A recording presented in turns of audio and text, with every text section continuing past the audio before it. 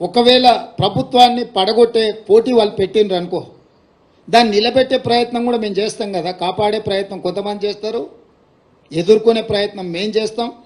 దీన్ని నిలబెట్టి వాళ్ళకు గుణపాఠం చెప్పేవాళ్ళు వాళ్ళు ఉంటారు. సో వాళ్ళు కోరుకుంటే నేను ముందు నుంచి ఎప్పుడు కూడా నేను మీకు చెప్తాను, ఏ దానికైనా నేను సిద్ధం. కాకపోతే మొదట వాళ్ళు కోరుకోవాలి ఏందనేది. నేను ప్రజలు ఇచ్చిన తీర్పును గౌరవించి చిత్తశుద్ధితోని పరిపాలనను ముందుకు తీసుకెళ్తున్నా. నన్ను నా పని చేయనిస్తే ప్రతిపక్షాలుగా మీ పని మీరు చేసుకోవచ్చు. నాకేదో కాళ్ళలో కట్టబెట్టాలి, ఈ ప్రభుత్వాన్ని పడగొట్టాలనుకుంటే 10 ఏళ్ళు ప్రతిపక్షంలో మిమ్మల్ని దించుతామని చెప్పినాం, దించి చూపించినాం. ఇప్పుడు కూడా మీ ద్వారా స్పష్టంగా చెప్తున్నా, పడగొట్టాలన్న ఆలోచన మీరు చేస్తే మీరు నిద్ర లేచే లోపల మీ పక్కన ఎవడూ ఉండరు, మీరు తొడుక్కున్న బట్టలు కూడా ఉండవు. లేదు చూసుకుంటే ఎమ్మెల్యేల సంగతి చాలా దూరము. అట్లా ఒకవేళ వాళ్ళు కోరుకుంటే నాకు ఏమీ అభ్యంతరం లేదు. మీరు తారీఖు చెప్పండి, పడగొట్టేది ఏందో చెప్పండి, దాని పరిణామాలు ఏందో నేను చెప్తా.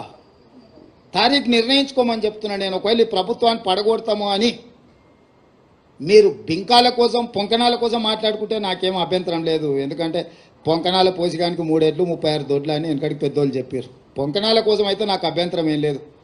కానీ ఇట్లేదన్నా వ్యవహారం చేస్తే మాత్రం దానికి తగ్గ ప్రణాళిక మా దగ్గర సిద్ధంగా ఉన్నది. ఎవరేం మా మిత్రులు ఈ ఒక మంచి ప్రభుత్వం పడిపోతుందేమని ఎవరు ఆందోళన చెందాలి పని లేదు. 10 సంవత్సరాలు మా ప్రభుత్వం ఉంటుంది. 94 నుంచి 2004 10 సంవత్సరాలు టీడీపీ ఉన్నది. 2004 నుంచి 2014 వరకు కాంగ్రెస్ అధికారంలోనే, 2014 నుంచి 2023 వరకు బీఆర్ఎస్ అధికారంలో ఉన్నది. 2023 నుంచి 2034 వరకు 10.5 సంవత్సరాలు మేము అధికారంలో ఉంటాము. ఇప్పటికన్నా ఆయన జ్ఞానోదయం అయింది. గతంలో ఆయన ఏం మాట్లాడినా ఒకసారి సోషల్ మీడియాలో పెడుతున్నారు, చూసుకోమని.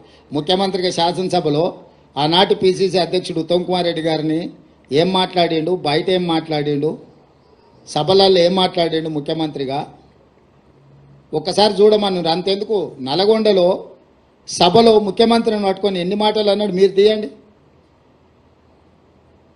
రాష్ట్ర మంత్రిగా, కేంద్ర మంత్రిగా, ముఖ్యమంత్రిగా 40 సంవత్సరాలు సుదీర్ఘమైన అనుభవం ఉన్న చంద్రశేఖరరావు నల్గొండ జిల్లాలో బహిరంగ సభలో ముఖ్యమంత్రిని పట్టుకొని ఎన్ని మాటలు మాట్లాడినా మీకు ఒక్కసారి చూడండి.